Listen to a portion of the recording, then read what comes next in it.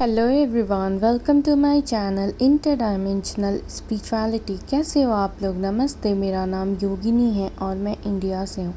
I welcome you all in the love and light और divine.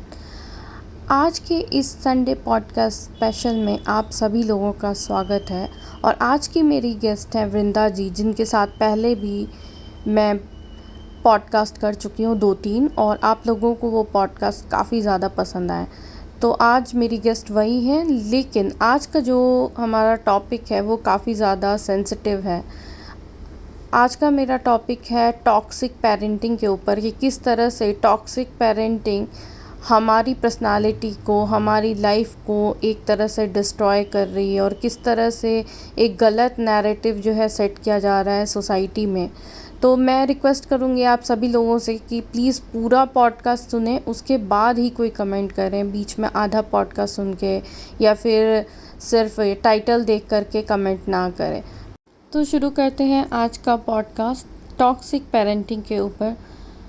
नमस्ते Vrinda ji, thank you so much कि आपने समय दिया इस पॉडकास्ट के लिए। Welcome back to my channel and to this podcast. Hare Krishna. Radhe Radhe Yogini ji और आपके सभी व्यूअर्स को। आशा करती हूँ कि आप सब स्वस्थ हैं और अच्छे हो। जी, पहले भी आपके साथ मैंने पॉडकास्ट किया है रिगार्डिंग डिफरेंट टॉपिक, बट आज का जो हमारा टॉपिक है वो थोड़ा-सा डिफरेंट है और साथ ही साथ सेंसिटिव भी है। तो आज हम बात करने वाले हैं टॉक्सिक पेरेंटिंग के ऊपर। जी बिल्कुल। तो मैं सबसे पहले ये बोलना चाहूँगी कि जैसे हमारी जो भी लाइफ होती है, उसमें हमारे पेरेंट्स का एक बहुत बड़ा रोल होता है, क्योंकि वो हमें इस दुनिया में लेके आते हैं, हमारी अपब्रिंगिंग में, संस्कारों में, बहुत सारी चीज़ों में उनका योगदान होता है। तो इस बारे में और पेरेंटिंग के बारे में आपका क्या अनुभव है? जी धन्यवाद। सबसे पहले तो बहुत अच्छा प्रश्न आपने किया है। तो सबसे पहले तो मैं अपने अनुभव शेयर करना चाहूंगी। तो मेरा जो पर्सनल एक्सपीरियंस रहा है वो काफी मिला जुला रहा है। मिला जुला मैं इसलिए कह रही हूँ क्योंकि काफी इसके सकारात्मक पहलू भी रहे हैं और काफी नकारात्मक पहलू भी रहे हैं। तो सबसे पहले मैं नकारात्मक से शुरू करती हूँ। तो नकारात्मक पहलू ये इसका था कि जी। मैं विक्टिम रही हूँ इनर चाइल्ड की। इनर चाइल्ड काफी ज्यादा, चाहे वो फिजिकल अब्यूज हो, चाहे वो मेंटल अब्यूज हो, चाहे वो इमोशनल अब्यूज हो। हर तरह के काफी काफी ज्यादा, काफी एक्सट्रीम लेवल पे अब्यूजेस मैंने झेले हुए हैं। और इसमें सबसे पहले तो मैं एक चीज क्लियर करना चाहूंगी कि मैं कभी भी इस चीज के लिए अपने पेरेंट्स को ब्लेम नहीं करती, और किसी को भी शायद नहीं करना चाहिए। रीजन क्या है जी। हुँ, कि हुँ। हमारे पेरेंट्स के भी खुद के, उनके भी इनर चाइल्ड ट्रॉमास होते हैं जो वो हुँ, अपने हुँ। पेरेंट्स से इनहेरिट करते हैं। तो जी, जी, बेसिकली क्या बिल्कुल। है कि ये जनरेशन टू जनरेशन चला आ रहा है। हुँ, हुँ, ठीक है। हुँ। हुँ। अब सिंस हम धीरे धीरे थोड़ा अवेयरनेस में हैं, हम स्पिरिचुअली कॉन्शियसनेस में हैं, हम हुँ, अवेयर हुँ। हैं, हुँ, हुँ। तो हम अब इस साइकिल को ब्रेक कर रहे हैं। तो जैसे राइट। मेरी मदर, शी इज बेसिकली वो मतलब अब तो मेरी दादी रही नहीं, बट वो उस टाइम पे मतलब मेरी mom, she was a victim of dowry. Oh तो गॉड! और उससे भी ज्यादा प्रॉब्लमेटिक ये था कि माय फादर, उनका क्या था कि वो काफी पावरलेसनेस उनके अंदर रही है, जो कि हुँ, हमारे हुँ। फैमिली के मेल्स में वो रन करता है, हुँ, इनहेरिट हुँ, हुँ। करता है। हुँ, तो जैसे बिल्कुल उसी तरह जैसे मेरे दादाजी भी थे दादी के सामने, तो होता क्या था हुँ, कि जनरली प्रॉब्लम ये था कि दादी बहुत ज्यादा, she used to torture my mother a lot. And उसकी वजह से क्या था कि कहीं ना कहीं ऑब्वियसली, क्योंकि उस टाइम पर हमारे मदर की जनरेशन में, उसके पहले की जनरेशन में औरतों को यही सिखाया जाता था कि अ, ससुराल में जो भी चीजें हैं वही आपका अपना घर है, अब आपको हुँ, टॉलरेट हुँ, करना है। तो हुँ, उन्होंने कभी इस चीज के खिलाफ आवाज नहीं उठाई। और सबसे प्रॉब्लमेटिक ये था कि मेरे फादर ने भी कभी उनके लिए स्टैंड नहीं लिया, न मेरे लिए कभी स्टैंड लिया, हुँ, क्योंकि he was a typical mama's boy. Hmm, hmm, and mama's boy in the sense कि उनकी आवाज कभी खुलती ही नहीं थी। लाइक माई दादी, she was actually a narcissist, a typical narcissist थी वो। एंड हुँ, उनकी कभी मतलब कुछ भी वो बोलती थी, कि वो दिन को दिन रात बोलती थी, तो मेरे पापा यही अज्यूम कर लेते थे कि वो रात है। तो हुँ, काफी वर्स्ट कंडीशन मैंने देखी। एंड जब मैंने कई बार मैंने कोशिश भी करी, क्योंकि मेरे साथ भी काफी ज्यादा उस वजह से दादी ने भी काफी टॉर्चर किया, हम्म क्योंकि उनको बेटा पोती नहीं चाहिए थी, being girl child. Then racism का भी काफी इशू देखा गया, काफी सारी चीजें थी। हम्म एंड उनका भी एक अलग लेवल का टॉर्चर था। और प्लस प्रॉब्लम ये था कि सिंस मेरी मदर उनको कभी बोल नहीं पाती थी, so when hmm she used to come back to our room, तो उनका जो हम्म फ्रस्ट्रेशन था ना, वो मेरे ऊपर निकलता था in the form of physical abuse and verbal abuse, like मारना हम्म पीटना या बहुत उल्टी सीधी बातें बोलना, काफी वो करना। हम्म। और ये काफी बचपन से हो रहा था, लाइक आई वुड से कि शायद जब मैं 3-4 साल की थी तभी से ये हो रही थी जी। ये और जो ये चीज। चलती गई, आई वुड से। हम्म। जी।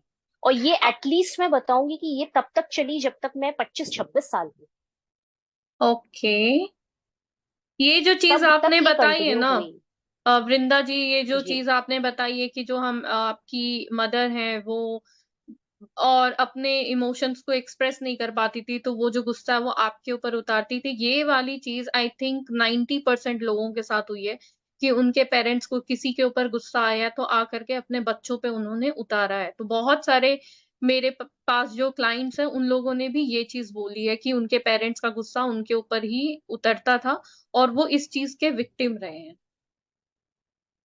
और इसके पीछे रीजन आपको पता है क्या है? इंसान अपना गुस्सा ना हमेशा अपने से कम पावर वाले पर ही निकालता है। ये एग्जैक्टली चीज आपने एग्जैक्टली। नोटिस करके देखा? और ये एक इन बिल्कुल। जनरली है कि जो हाँ। बड़े लोग हैं वो छोटे लोगों पे करते हैं क्योंकि उनके पास पावर है, छोटे लोग के पास पावर नहीं है।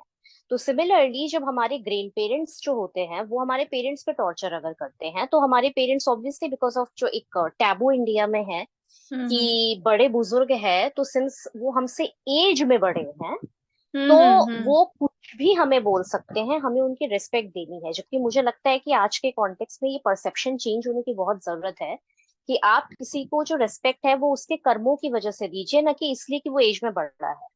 अगर 10 साल का भी कोई बिल्कुल। बच्चा उतना अवेकन है, उतना अवेयर है, हम्म। तो आप उसे वो रेस्पेक्ट दीजिए। लेकिन अगर एक 80 साल का इंसान भी अब्यूज और ये सारी चीजें कर रहा है, तो वो उस रेस्पेक्ट के लायक नहीं।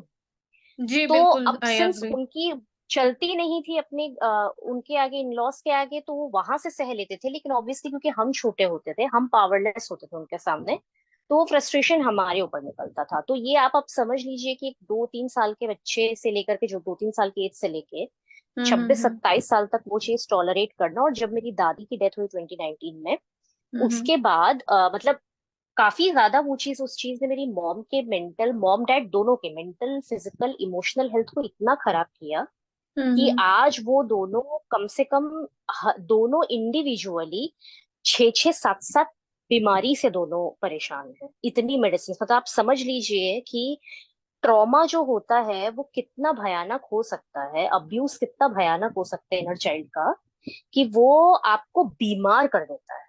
जी बिल्कुल, ऐसा फिजिकली, होता है। मेंटली, इमोशनली आप दवा पे डिपेंडेंट हो जाओगे पूरी तरीके हम्म। से, क्योंकि वो ट्रॉमा बॉडी के डिफरेंट डिफरेंट पार्ट्स में स्टोर होकर डिफरेंट बीमारी कॉज करेगा आपको। राइट। पॉजिटिव अब मैं थोड़ा सा बताना चाहूंगी। इसका हम्म पॉजिटिव इफेक्ट ये था हम्म कि मेरी मदर जो थी, एक्चुअली मेरे नानी के साइड से क्या था कि वहां पे ना मतलब स्पिरिचुअलिटी का काफी ज्यादा वो था। स्पेसिफिकली मेरे नानी नानू जो थे वो कृष्णा कॉन्शियसनेस में हमेशा से थे। तो अच्छा। इवन व्हेन मेरी मॉम जब प्रेग्नेंट थी मुझसे, तो उस समय नानी का पूरा उनको भगवत गीता पढ़ के सुनाना, सारी चीजें, अरे तो वाह। मॉम भी कहीं ना कहीं काफी ज्यादा कृष्णा डिवोटी थी। तो हम्म। वो उनके गर्भ से, जैसे कहते हैं कि बच्चा गर्भ से सुनता है, वहां से सुनते सुनते फिर मेरे अंदर भी वो चीजें आई। और जी। एक चीज जो मैं सच बोलूं आपको योगिनी जी, जो मैं बहुत प्रिविलेज्ड फील करती हूँ, आई एम वेरी लकी कि मुझे ना स्पिरिचुअल पेरेंट्स मिले। लाइक ये चीज मैं किसी को डाउन करने के लिए नहीं बोल रही, बट आप देखेंगे कि आजकल के टाइम पे मोर देन 95% जो पेरेंट्स है ना, वो मटीरियलिस्टिक है, काफी ज्यादा मटीरियलिस्टिक हम्म है। किस सेंस में मैं उन्हें मटीरियलिस्टिक बोल रही हूँ? कि उनका क्या होता है कि वो अपने बच्चे को बचपन में सारे पेरेंट्स ऑब्वियसली अपनी क्षमता के अनुसार अपने बच्चों की पढ़ाई पे, सारी चीजों पे पैसे खर्च करते हैं। ठीक है, क्योंकि वो उनका कर्तव्य है, वो उनका धर्म है। तो हम्म अब होता क्या है यहाँ पे, जो एक मैं गौर करने वाली बात ये बताऊंगी कि पेरेंट्स एक्चुअली में अपने बच्चे पे खर्च करते हैं और उन्हें ना ये सिखाते जाते हैं कि अगर तुम पढ़ोगे नहीं ठीक से, तुम्हारे मार्क्स नहीं आएंगे, ठीक है, तो हम्म तुम्हें एक अच्छी जॉब नहीं मिलेगी, अच्छी जॉब नहीं मिलेगी तो तुम्हारे पास पैसा, पावर, पोजीशन नहीं होगा, तुम्हें हम्म एक लग्जूरियस लाइफ नहीं मिलेगी। हम्म और हम्म यही हम्म रीजन है कि आपने देखा होगा कि बच्चे अगर एग्जाम में अच्छा परफॉर्म नहीं कर पाते तो वो तुरंत सुसाइड कर लेते हैं। क्योंकि हम्म प्रॉब्लम क्या है कि पेरेंट्स जो है ना वो बड़ा गलत एक्सपेक्टेशन सेट कर रहे हैं। उनका मेन पर्पस ये है कि हम तुम्हारे पीछे आज पैसा लगा रहे हैं ताकि हम्म हमारे बुढ़ापे में तुम हमें कमा करके लग्जरी लाइफ दे सको। ये हम्म एक्चुअली में एक रियलिटी हो गई है। आप आजकल के 95% पेरेंट्स को देखिए, आपको हमेशा वो अपने बच्चों को इसी चीज का करते हुए रहेंगे कि भाई अच्छे से पढ़ो, यहाँ पे एडमिशन ले लो, नीट कर लो, आईआईटी कर लो, ये सारी चीजें। और जहां आपने ये भी नोटिस किया होगा कि बच्चे थोड़ा सा फील्ड से हट करके अगर वो कुछ लीग चुनते हैं ना जहाँ पे स्ट्रगल ज्यादा है, पैसे कम है, हम्म वहां पे पेरेंट्स तुरंत यही बोलते हैं कि भाई एक्सपीरियंस हमें तुमसे ज्यादा है, तुम ऐसा मत हम्म करो। क्योंकि बोलना नहीं चाहिए, कलयुग में पेरेंट्स स्वार्थी हैं। This is reality. तो हम्म। वो निस्वार्थ वाली भावना जो हम कहते थे ना, वो युगों के साथ चली गई। कलयुग में अब कोई भी जी चीज बिल्कुल। निस्वार्थ नहीं है। हम्म तो मुझे लगता है कि जो मेरा सबसे बड़ा बेनिफिट अपने, जो मैं बचपन से सुनते हैं, क्योंकि मेरी मॉम वो बहुत ज्यादा भगवत गीता में, वो भागवतम में वो बिलीव करती थी। तो उन्होंने मुझे ना बचपन से डिटैचमेंट वाली बात सिखाई। और उन्होंने मुझे एक बात हमेशा बोली कि इस बात से कोई फर्क नहीं पड़ता कि तुम 10,000 रुपए कमा रही हो, 20,000 कमा रही हो, या तुम 50,000 कमा रही हो। हम्म। मृत्यु के बाद अगर तुम्हारे साथ कोई चीज जाएगी तो वो तुम्हारे कर्म जाएंगे। बिल्कुल सही। न कि तुम्हारी सैलरी, न कि तुम्हारा गाड़ी, न कि तुम्हारा घर, ये सब कुछ नहीं जाएगा। एंड हम्म ट्रस्ट मी योगिनी जी, मुझे इस एक चीज ने लाइफ में सबसे ज्यादा किया। मैं, जबकि आपको पता भी है कि मैं कंसिस्टेंट टॉपर रही हूँ, यहाँ पे हो सकता है आपके कई व्यूअर्स को ऐसा लगे कि शायद मैं पढ़ने में अच्छी नहीं थी इसलिए मैं ये हम्म। बहाना दे रही हूँ, बट ऐसा नहीं है। मैं खुद पीएचडी हूँ जूलॉजी सब्जेक्ट से, and that too from one of the top medical college of India. मैं नाम तो रिवील नहीं करूंगी। Hmm and I was a consistent topper रही हूँ। मैं अपनी यूनिवर्सिटी की गोल्ड मेडल रह चुकी हूँ ग्रेजुएशन में। बट द थिंग वॉज कि मैंने अपनी लाइफ में ये जितनी भी चीजें अचीव करी, ये मैंने कभी भी इस पर्पस से अचीव नहीं किया कि मुझे कल को एक बहुत बड़ी जॉब करके अपने पेरेंट्स को लग्जरी देनी है। आप बिलीव नहीं करेंगे, मेरे पेरेंट्स को, मतलब उनको बिल्कुल भी अपने देह के प्रति, शरीर के प्रति बिल्कुल भी उन्हें मोह माया नहीं है। वो, दे आर लाइक कि आप उनको रोटी में नमक लगा के दे दीजिए, वो खा लेंगे, वो फटे कपड़े पहन लेंगे, फटे चप्पल पहन लेंगे, बट वो आपसे नहीं बोलेंगे। क्योंकि उनका जीवन इसी सिद्धांत पे चलता है कि शरीर खत्म हो जाएगा लेकिन आत्मा कर्म को लेकर जाएगी। जी और वो जी एक दूसरे बिल्कुल। शरीर में प्रवेश करेगी डिपेंडिंग ऑन क्या कर्म आपने किया है। तो इसीलिए हम्म मुझ पर ये प्रेशर कभी भी नहीं रहा कि आपको पचास हम्म हजार कमाने हैं। इवन अगर मैं 20,000 भी कमा रही हूँ तो मेरे हम्म। पेरेंट्स उसी चीज में सेटिस्फाइड। और आई थिंक मेरे मेंटल पीस का यही एक रीजन है कि मुझ पे कभी भी लाइक मटीरियलिस्टिक चीजों का मेरे ऊपर प्रेशर नहीं रहा है। तो ये मेरी लाइफ का आई थिंक सबसे बड़ा पॉजिटिव पॉइंट है कि मुझे स्पिरिचुअल। बहुत अच्छा लगा आपका एक्सपीरियंस जान के। आई मीन थोड़े से खट्टे मीठे दोनों तरह के अनुभव है आपके पास। बिल्कुल।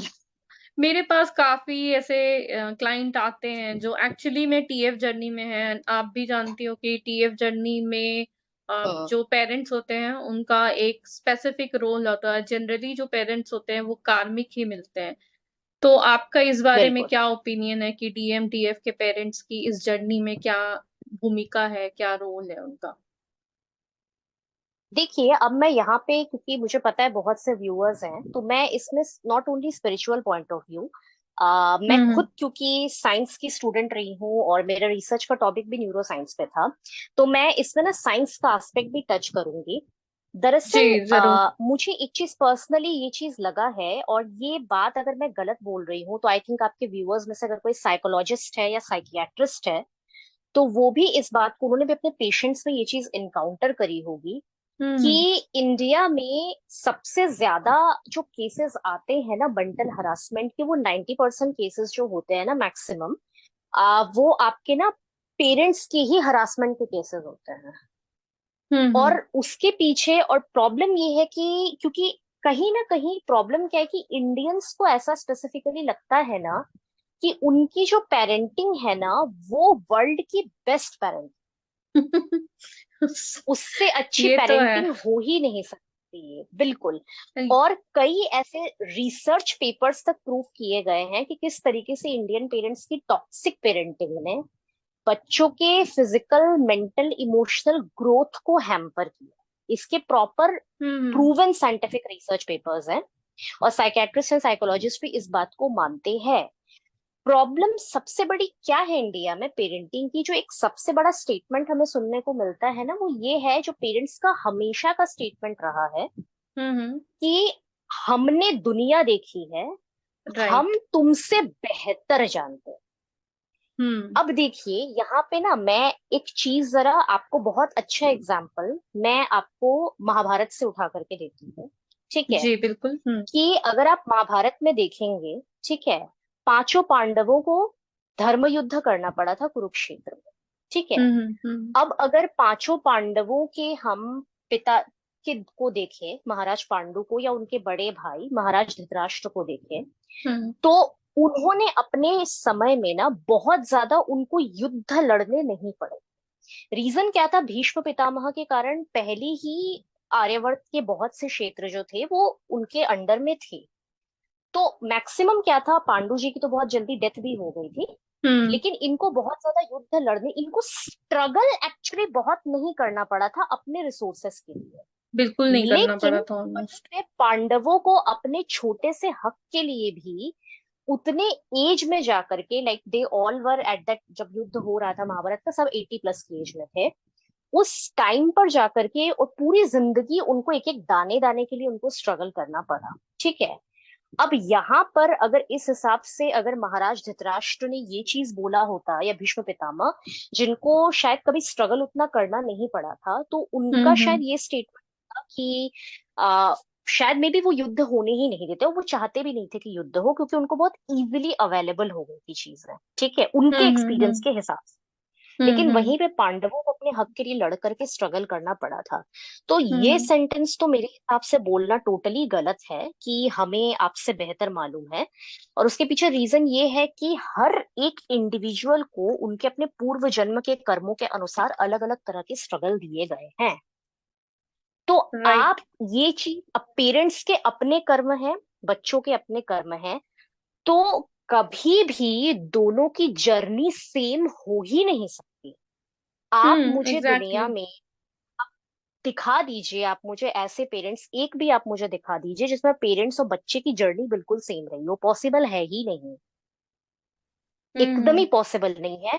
तो ये सेंटेंस अपने बच्चों को बोलना कि भाई हमें अनुभव है, तुम्हारे लिए बेहतर है, ठीक है। अब प्रॉब्लम क्या है कि वो जिस अनुभव की बात करते हैं ना, वो उनका खुद का अनुभव नहीं होता, वो बेसिकली जो उनका अनुभव होता है ना, वो समाज की बात कर रहे होते हैं। जैसे कि हम्म एग्जाम्पल आजकल बड़ा कॉमन है कि पेरेंट्स, हर पेरेंट्स चाहते हैं कि उनका बच्चा इंजीनियर या डॉक्टर बने, क्योंकि वो एक हाँ। साइंस का अलग क्रेज, ठीक है। हम्म अब अगर मान लीजिए कि बच्चा साइंस में इंटरेस्टेड नहीं है, या वो अच्छा नहीं है, लेकिन उसका आर्ट्स बहुत अच्छा है, वो फाइन आर्ट्स में बहुत अच्छा है, वहां हम्म वो जाना चाहता है, तो पेरेंट्स काफी अपोज करते हैं, वो कह देते हैं कि नहीं, हमारा अनुभव है। दरअसल क्या है, उनका अनुभव नहीं है, उनको समाज में ना वो मान और प्रतिष्ठा चाहिए लोगों को दिखाने के लिए बुढ़ापे में, कि हम्म हमारे पास ऐशो आराम है, हमारे पास गाड़ी है, सब कुछ है, ये सारी चीजें हैं, ठीक है। तो हम्म उनको पता है कि अगर उनका बेटा फाइन आर्ट्स में गया तो माइट भी उनको, बच्चे को काफी लॉन्ग टाइम तक स्ट्रगल करना पड़े, काफी दिक्कत हो, सारी चीजें, या या फिर शायद वो उतना उतना फेमस कमा ना हो, उतना कमा ना पाए, ना उतना हो पाए, फेमस ना हो, बिल्कुल उतना समाज के कमा ना सामने पाए, तो नहीं कहीं बोल ना पाए। कहीं, बिल्कुल, तो उनके रास्ते तो कहीं ना कहीं यहाँ पे ना पेरेंट्स का स्वार्थ जुड़ा होता है। मैं पहले भी बता रही हूँ कि कलयुग में 100% कोई भी, आप ये नहीं कह सकते कि 100% निस्वार्थ है। तो ये जो सेंटेंस हम बोल देते हैं ना कि हम्म और सबसे ज्यादा तो ये कहा जाता है कि माँ का जो प्रेम होता है वो निस्वार्थ होता है। सॉरी टू से, बट कलयुग में माँ का प्रेम भी निस्वार्थ नहीं होता है। हम्म क्योंकि ऐसे हजारों एग्जाम्पल मैं दे सकती हूँ अपनी लाइफ से, और आपने भी अपने क्लाइंट्स में देखे होंगे, हम्म जहां पे सबसे ज्यादा इमोशनली अगर ब्लैकमेल इंडिया में कोई करता है तो वो माँ ही करती है। बिल्कुल।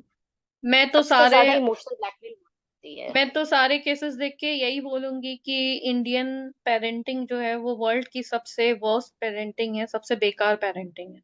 और सबसे ज्यादा टॉक्सिक पेरेंट्स इंडिया में ही होते हैं।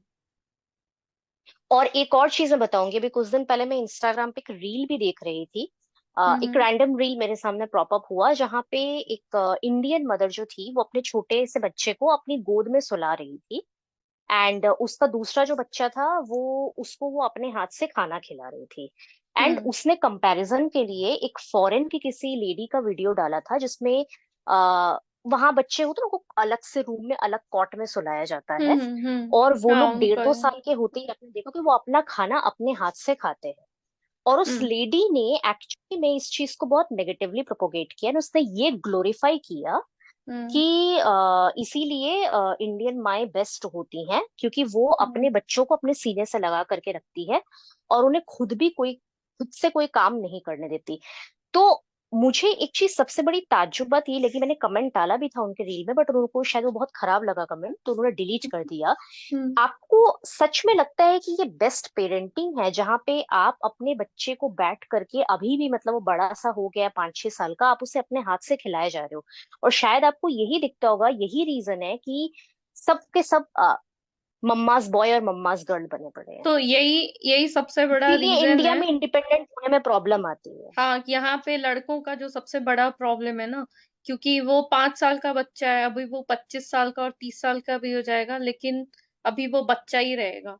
तो ये यहाँ पे ये सबसे बड़ी प्रॉब्लम है कि उसको इंडिपेंडेंट नहीं होने देना, इमोशनली ग्रो भी नहीं होने देना, वो लाइफ टाइम आपके ऊपर डिपेंडेंट रहेगा कि मम्मी बोल रही है तो ये करना है, वो मम्मी यही बोल रही है तो ये एग्जैक्टली नहीं वो करना है। यही चाहती है कि बच्चा पूरी तरीके से हम पे डिपेंडेंट रहे, जबकि साइंटिफिकली भी बच्चे के ग्रोथ के लिए ये बहुत जरूरी है कि बच्चा अपने हाथों से एक्टिविटीज करे, चाहे वो खाना भले गिरा दे, राइट। लेकिन वो अपने हाथों से खाना खाना शुरू करे, अपनी चीजें शुरू। देखिए, कोई आपसे ये नहीं कह रहा है कि आप 1 साल 2 साल के बच्चे को छोड़ दो, वो कोई नहीं करता, लेकिन एक सर्टेन एज के बाद डॉक्टर्स भी कहते हैं कि नहीं, अब आप धीरे धीरे एक्टिविटीज कराइए, क्योंकि वो उनके ओवरऑल डेवलपमेंट के लिए बहुत जरूरी होता है। लेकिन हम्म। इस चीज को इंडिया में, आप यकीन नहीं करेंगे, आपने इंडिया ही जैसी कंट्री देखी होगी जहां पे हम्म 50-50 60-60 साल के बुढ़े जो होते हैं, ठीक है, हम्म वो भी बेरोजगार बैठे होते हैं, काम धंधा नहीं करते, और इस भरोसे अपने माँ बाप पे बैठे होते हैं कि माँ अभी गर्मा गर्म रोटी बना के ला देगी, माँ भी पराठे बना के ला देगी, माँ मेरे सॉरी टू से अंडरगारमेंट्स धो देगी।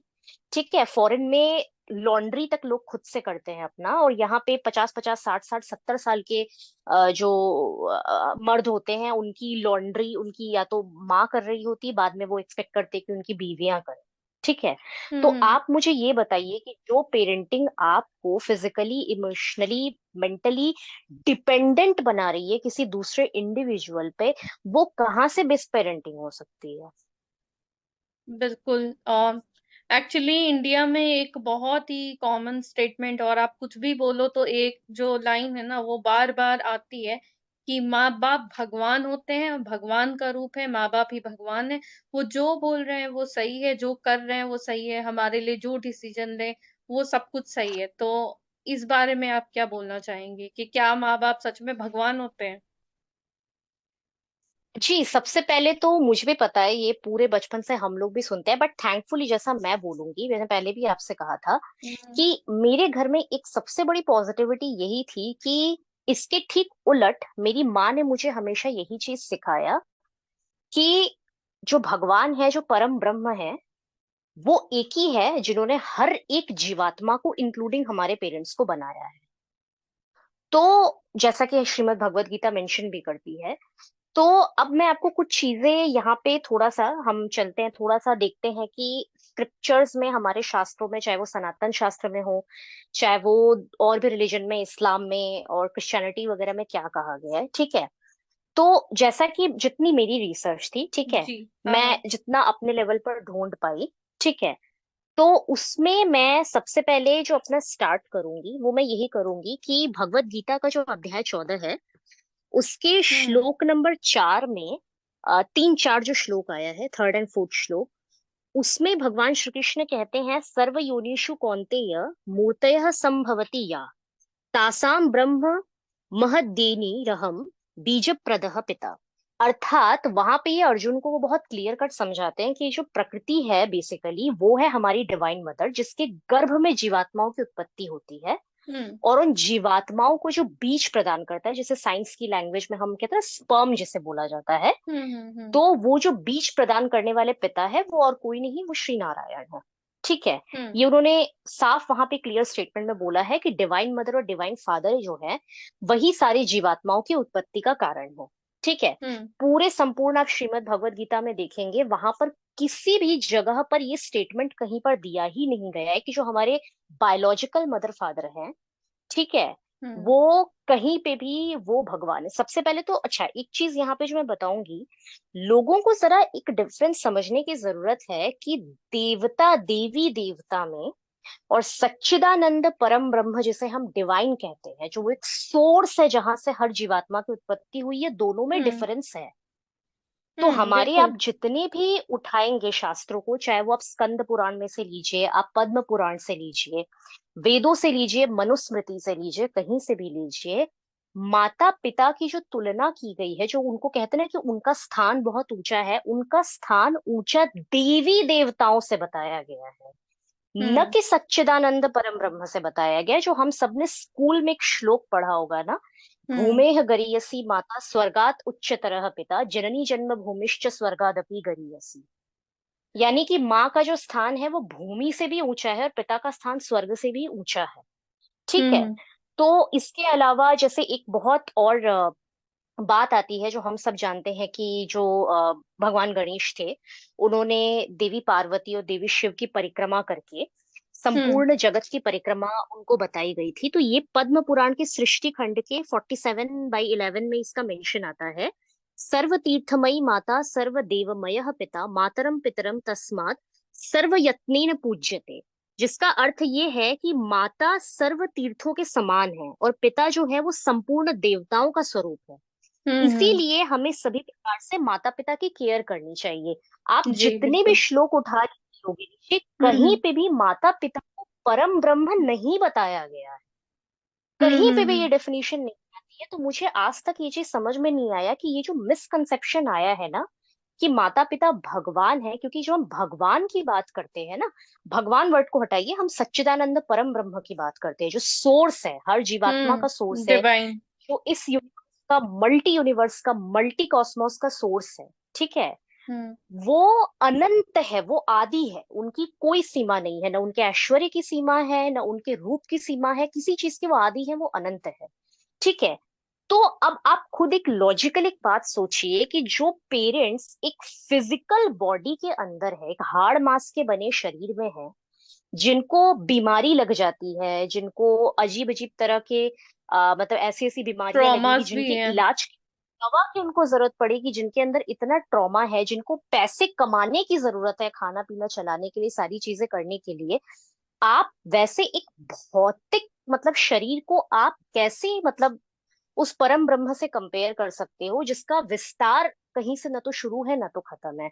उनको पैसे कमाने की जरूरत नहीं पड़ती है, उनको इन सब चीजों में से उनका जो उनको बीमारियां नहीं होती, किस तरह की चीजों की जरूरत नहीं पड़ती है। अगर हम इस चीज को और यहाँ पे देखें, जो कहते हैं ना कि मातृदेवो भव पितृदेवो भव, आप इसमें भी ध्यान से देखिए, कहीं पे भी मतलब परम ब्रह्म वर्ड यूज नहीं किया गया, जी देव वर्ड बिल्कुल। यूज किया गया है। देव, हाँ, देव तो देवता। बेसिकली देवी देवतास जो है ना, जैसे हम लोग हमारे इसमें बताते हैं कि इंद्र देव है, ये सारे, ये बेसिकली ना हायर डायमेंशनल बीइंग्स है। बिल्कुल। तो माता पिता की सेवा को इनसे ऊपर बताया गया है। कई जगह पे ये भी मेंशन आता है, जैसे बहुत से लोग कहते हैं ना कि माता जो है वो हमारी प्रथम गुरु होती है। ये भी आपने बहुत सुना होगा कि हाँ, माँ ये भी बाप जो सुना है होते हैं, मैंने। स्पेसिफिक माँ जो होती है वो हमारी प्रथम गुरु होती है, ठीक है। हम्म। अब एक श्लोक जो बड़ा फेमस है कि गुरुर ब्रह्मा गुरुर विष्णु गुरुदेवो महेश्वर गुरु साक्षात परम ब्रह्म तस्मै श्री गुरुवे नमः। अब आप देखेंगे कि एकमात्र गुरु है जिसको परम ब्रह्म के समान बताया गया है, परम ब्रह्म से ऊपर नहीं बताया गया है किसी को भी। अब क्वेश्चन आता है कि किस गुरु की बात की जा रही है जिसका स्थान परम ब्रह्म के समान है। यहाँ पे उस गुरु की बात की जा रही है, उस सदगुरु की बात की जा रही है, जो आत्मा को परमात्मा से मिलने का मार्ग बताए, जो जी बिल्कुल। मोक्ष का मार्ग बताए। आप मुझे ये बताइए कि अगर आप ये संज्ञा कहते हो कि माँ प्रथम गुरु है, आप मुझे ये बताइए कि कलयुग में 99% माएं अपने बच्चों को मटीरियलिस्टिक चीजों की शिक्षा दे रही है। उल्टा अगर किसी माँ को ये पता चल जाए ना कि मेरा बेटा अध्यात्म में जाना चाहता है या वो सन्यासी बनना चाहता है, तो वो प्रताड़ित करने में अलग उतर आएंगी। तो आपको जो ये सेंटेंस है ना कि माता प्रथम गुरु है, ये एक इनकम्प्लीट सेंटेंस है। हम इसको, मुझे पता है इस चीज के लिए शायद बहुत बैकलैश हमें सुनने को मिले, बट माता प्रथम अज्ञानी गुरु है। इसका फुल सेंटेंस ये आता है। रीजन ये माता। है कि जी। ज्ञानी की, जब हम ज्ञान की बात कर रहे हैं ना, तो ज्ञान का हम्म। मतलब यहाँ पे इंजीनियरिंग, मेडिकल या इन सब चीजों की पढ़ाई या highly educated, highly awarded, president awarded की बात नहीं हो रही है। राइट। ज्ञान की बात यहाँ पे आत्मज्ञान की बात हो रही है, हम्म जहां पे शरीर का भेद ही खत्म हो जाता है, हम्म। जहां बात सिर्फ आत्मा और परमात्मा पे आके रुकती है। तो ये चीज तो कंपैरिजन करना गलत है। अगर अब मैं थोड़ी देर के लिए सनातन को साइड करके थोड़ा हम अगर इस्लाम में भी देखते हैं, हम्म तो बहुत ज्यादा तो मुझे इसके विषय में जानकारी नहीं है। स्टिल मैं एक चीज, मेरे कई दोस्त रहे हैं तो मैं एक बहुत चीज जानती हूँ कि हम्म इस्लाम में शिर्क की कोई माफी नहीं होती है। अब हम्म शिर्क क्या है? इस्लाम ये कहता है कि जो अल्लाह है, जो खुदा है, वो बहुत हम्म दयालु है। हम्म। वो आपके गंदे से गंदे घिनौने पाप भी माफ कर सकता है। हम्म। अगर आपने सच्चे दिल से पश्चाताप उसका किया हो तो वो माफ कर अच्छा। देगा। हम्म लेकिन शिर्क की माफी अल्लाह भी नहीं देता। शिर्क हम्म। का मतलब है अल्लाह के बराबर का दर्जा किसी और को देना, यानी कि एक से अधिक, एक से ज्यादा लोगों को खुदा मानना, क्योंकि अल्लाह तो एक ही हम्म है, दैट इज डिवाइन जिसे हम कह रहे हैं, ठीक है। हम्म। इस्लाम में सबसे ऊंचा स्थान अल्लाह को दिया गया है। उसके हम्म बाद जो उनके बाद का दूसरा स्थान है, वो पैगंबर मोहम्मद सल्लल्लाहु अलैहि वसल्लम को दिया गया है। हम्म। उसके अलावा उनमें भी ये बताया गया है कि माँ के पैरों तले जन्नत है। उनमें भी बताया गया है कि आप माँ बाप की सेवा करिए, ठीक है। बिल्कुल। लेकिन किसी को सम्मान करना, सेवा देना और हम्म उसको खुदा बना देना, उसे अल्लाह बना देना, वो शिर्क में आता है। और हम्म। शिर्क की कोई माफी नहीं होती। सिमिलरली आप क्रिश्चियनिटी में जाएंगे तो क्रिश्चियनिटी में गॉड जो है, परम पिता है, जिसको फादर कहा जाता है, हम्म उसके बाद अगर किसी का स्थान है तो वो जीसस है। Jesus is hmm the king, Jesus is the Lord, जिन्होंने हम्म माफी का रास्ता दिखाया है। तो हम्म आप एक मोटा मोटा किसी भी आप धर्म में जाएंगे तो हर जगह पे ये बताया गया है कि आपको माँ बाप की सेवा करनी है, क्योंकि हम्म ऑब्वियसली हर माँ बाप अपनी क्षमता के अनुसार जितना वो दे सकते हैं अपने बच्चों को वो करते हैं। वो करते हैं जितना बिल्कुल उनके करते सामर्थ्य हैं। में है। अगर वो 10 रुपए का सामर्थ्य रखते हैं तो वो 10 रुपए में भी अपने बच्चे के लिए बेस्ट करेंगे। और अगर हम्म किसी के पास 100 करोड़ है तो वो 100 करोड़ भी दे सकता है अपने बच्चे को। तो हम्म। वो अपना बेस्ट करते हैं। तो बच्चों को कभी भी अपने माँ बाप को ये नहीं कि अब आप उनको वृद्धाश्रम छोड़ करके आ गए, ये चीज बहुत गलत है। और हमारे इस पॉडकास्ट से कोई भी ये चीज ना समझे कि हम ये सपोर्ट करें कि आप अपने माँ बाप को वृद्धाश्रम छोड़ेंगे, कतई नहीं। हाँ, या फिर उनकी आप केयर ना करें, ये सिर्फ सारी चीजें। केयर ना करें, आप उनको मरने को छोड़ दे, भूखा भूखा छोड़ दे रहे हैं, आप उनको खाना नहीं दे रहे, कपड़े नहीं दे रहे हैं। हम्म देखिए, जो मेन सार है वो ये बताने का है, जो श्रीमद् भगवत गीता में भी श्री कृष्ण अर्जुन को यही कहते हुए है, जो पूरा महाभारत का युद्ध हुआ वो इसी चीज के लिए ही हुआ कि सत्य और धर्म से ऊपर कोई नहीं है। बिल्कुल। महाभारत में अर्जुन अपने ही गुरु द्रोणाचार्य, जिस गुरु को परम ब्रह्म के बराबर बताया गया है, उस गुरु के अगेंस्ट उन्होंने हथियार उठाया, क्योंकि वो गुरु भी पाप के समर्थन में था। हम्म तो बात यही चीज है, कल को ऐसा था तो नहीं, माता कुंती स्वयं बहुत बड़ी वैष्णव थी, वो भक्त थी। तो अगर, और बहुत अच्छी, मतलब आजकल के समय में तो माता यशोदा, माता कुंती और माता कौशल्या जैसी तो मतलब हो ही नहीं सकती कलयुग में वैसी माँ, जिन्होंने अपना स्वार्थ छोड़ करके अपने पुत्रों को उनके कर्तव्य के लिए, उनके धर्म के पालन के लिए खुद से दूर किया। अब आप ये कह दीजिए फिर उस हिसाब से कि भाई श्री कृष्ण तो बहुत बुरे संतान थे, बहुत बुरे बेटे थे, क्योंकि उन्हें माता यशोदा को तो 11 वर्ष की अवस्था में वो छोड़कर चले गए थे हम्म मथुरा। हम्म आप ये कह दीजिए, ठीक है। या आप ये बोल दीजिए कि भाई बहुत से लोग कहते हैं कि माता कैकेयी बहुत बुरी थी, उन्होंने अपने बेटे को भेज दिया, जबकि रियलिटी यही था कि माता कैकेयी सिर्फ एक माध्यम थी। भगवान को जाना था श्री राम को जंगल में, क्योंकि उन्हें सत्य के लिए लड़ना था, धर्म के लिए लड़ना था, अधर्म के विनाश हम्म के लिए। हम्म तो अब ऑब्वियसली कलयुग के जो लोग हैं, अब आप मुझे खुद ऐसे तो माता यशोदा, माता कौशल्या, कोई भी भगवान नहीं थी। ये सब अगर लोग थोड़ा और सनातन में जाएंगे तो उनको पता चलेगा कि ये सब कहीं ना कहीं भगवान के भक्त थे, जिन्होंने करोड़ों हम्म। वर्षों तक तपस्या करके भगवान से वरदान लिया था कि आप हमारे पुत्र के रूप में जन्म लीजिए। तो अब यहाँ पे चीज ये कि इनमें से कोई भी भगवान नहीं था, लेकिन जब हम मातृत्व की बात करते हैं या पिता की बात, जैसे राजा जनक थे, ये इनका बहुत ऊंचा स्थान प्राप्त है, क्योंकि ये वो माता पिता थे जिन्होंने सत्य और धर्म के लिए अपने बच्चों तक को खुद से दूर करने में नहीं हिचकिचाया। और आप जरा आजकल के कलयुग के माँ बाप को देख लीजिए, आज का अगर ये टाइम अपने होता बच्चों। आज का टाइम होता रामायण का, तो उस समय कौन सीता को, कौन अपनी बेटी को बोलता कि वन में चले जाओ अपने पति के साथ? बोला जाता कि छोड़ के वापस घर आ जाओ। क्योंकि सेवा करवानी है। अब आप उस समय में देखिए, उस समय में कितना सही था हमारे वैदिक समय में कि ब्रह्मचर्य, गृहस्थ, वानप्रस्थ और संन्यास चार वर्णों में विभाजित किया गया था, चार भागों में, चार आश्रमों में, सॉरी, जीवन को, कि हर एक फेस का एक अलग इंपॉर्टेंस था। जैसे हम्म ही जो पेरेंट्स होते थे वो 51 ईयर्स के होते थे, वो गृहस्थ आश्रम को त्याग करके वो आश्रम जाते थे, ऋषियों का संग करते थे, ताकि उनका ध्यान भगवान में लगे। हम्म आजकल के टाइम में आप नोटिस करके देखिए कि आप पेरेंट्स, जितनी ज्यादा उनकी एज होती है ना, उनकी आसक्ति उतनी ज्यादा बढ़ जाती है। जी, जी। हाँ, तो और इसी स्टेटमेंट की वजह से एक और चीज यहाँ पे आती है कि माँ बाप भगवान है, तो इसीलिए जो भी डिसीजन ले रहे हैं, जो भी फैसला कर रहे हैं आपके लिए, अपने लिए, वो एकदम सही होगा, क्योंकि भगवान गलत नहीं हो सकते, और सिंस पेरेंट्स भगवान है, तो पेरेंट्स भी कभी गलत नहीं हो सकते। यानी आपके लाइफ का जो भी डिसीजन वो ले रहे हैं अगर, तो वो हमेशा सही होगा। तो इस बारे में आपको क्या लगता है कि क्या पेरेंट्स का डिसीजन अपने बच्चों के लिए सही होता है?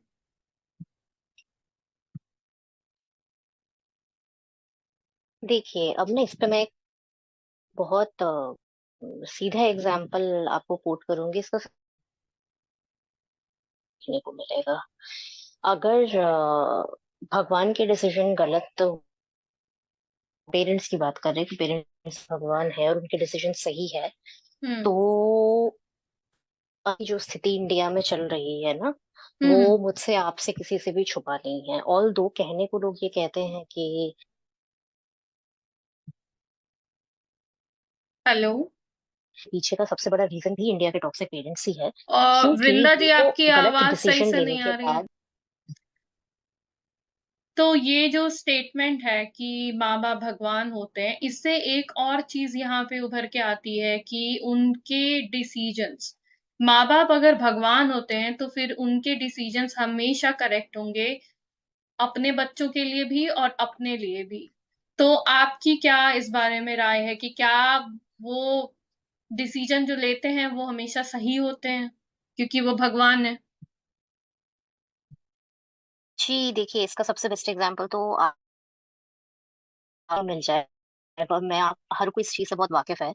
इसका बेस्ट एग्जांपल हमारे इंडिया के अरेंज मैरिजेस है, जो कि ऑब्वियसली पेरेंट्स ही अरेंज करते हैं, वही सारी चीजें हम्म करते हैं। हम्म और लोगों को आपने अक्सर ये कहते हुए सुना होगा कि भाई अरेंज मैरिज का सक्सेस रेट तो बहुत ज्यादा है, डिवोर्स बहुत कम होते बिल्कुल। हैं। तो हम्म डिवोर्स रेट अरेंज मैरिजेस के कम होने का रीजन भी हमारे टॉक्सिक पेरेंट्स ही है, क्योंकि हम्म हमारे जो टॉक्सिक पेरेंट्स है उनको अपना जो डिसीजन है ना, वो कहीं से भी सही प्रूव करना है। तो राइट। आप एक चीज नोटिस करिएगा कि unless and until arrange hmm marriage में, जब तक मतलब बच्चा मर न जाए, सुसाइड न कर ले, या बहुत एकदम वैसी खराब सिचुएशन नहीं आती है, जहाँ पे तब तक जान यही की बोला जाता है कि मुश्किल हो, हाँ। आप एडजस्ट कर, राइट राइट। बिल्कुल आप एडजस्ट करके रहो। क्योंकि हम्म कहीं ना कहीं सोसाइटी में मुंह दिखाना है, और जो बच्चे हैं, चाहे वो लड़का हो लड़की हो, दोनों यही सोच करके अरेंज मैरिज को जबरदस्ती निभाते हैं कि हम्म पूरे खानदान में पेरेंट्स की बेइज्जती होगी, सारी चीजें होंगी, ठीक है। हम्म और ये एक सबसे बड़ा आपने देखा होगा। और इससे एक और चीज आपने देखी होगी, अक्सर ही आपने देखा होगा कि जो हम्म मदर इन लॉज होती हैं, वो अपनी पसंद की लड़कियां लेकर के आने के बावजूद भी उनको अगेन डाउरी के लिए टॉर्चर कर रही होती हैं, या हम्म वो अपने बच्चों को, अपने बेटों को पूरी तरीके से अपने मुट्ठी में रखती हैं, बहू और बेटे के बीच में लड़ाइयां करवाती है, just to satisfy their ego. तो आप मुझे ये चीज बताइए कि भगवान जो है, क्या भगवान इस तरह की ओछी और गिरी हुई हरकतें कभी कर सकते हैं? ये एक बहुत बड़ा क्वेश्चन मार्क आता है कि अगर हम किसी को भगवान कह रहे हैं, तो भगवान के इस तरह की नीच और गिरी हुई हरकत करता है जस्ट टू सेटिस्फाई ईगो? क्योंकि भगवान तो is another form of pure unconditional love, वो हम्म वाइब्रेशन ही अनकंडीशनल लव। और ये जो जहां से ये सारी चीजें हो रही हैं, ये क्लियरली ईगो रिस्पॉन्स है।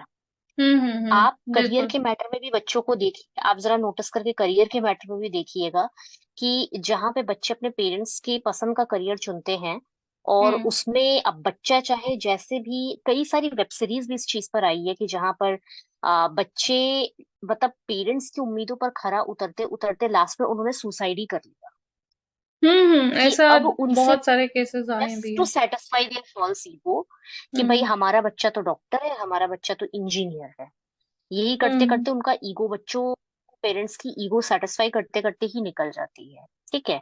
आपने हम्म ऐसे भी कई बार देखे होंगे कि शादी से पहले ही कई जगह पर इन लॉज जो होती हैं, वो हम्म इतनी इनसिक्योर होती हैं कि भाई कहीं नई लड़की आकर के मतलब हमारे बेटे को ना हड़प करके चली जाए। क्योंकि ये चीज साइकोलॉजी वाले भी बताएंगे, ये एक तरह का ट्रॉमा रिस्पॉन्स ही होता है कि जब जो हम्म स्पेसिफिकली मदर इन लॉज होती है, मदर होती है, हम्म अगर उनको अपने पार्टनर यानी कि आपके फादर से उनको वो प्रॉपर अटेंशन, केयर और लव जो उनको मिलना चाहिए था, अगर वो चीज डिप्राइव्ड होती है ना, तो जनरली वो क्या होता है, स्पेसिफिकली लड़कों के केस में, वो अपने बेटे को ना एक तरीके से डमी हस्बैंड की तरह ट्रीट करने लगती है। तो हम्म अपार्ट फ्रॉम सेक्सुअल पार्ट को छोड़ करके जो एक्सपेक्टेशन उसकी अपनी पति से होती है ना, वो सारी एक्सपेक्टेशन वो अपने बेटे से अपने लिए पूरा करवा रही होती है। तो राइट। बेसिकली होता क्या है कि वो एक तरीके से ना अपने बेटे की पहली बीवी ही होती है।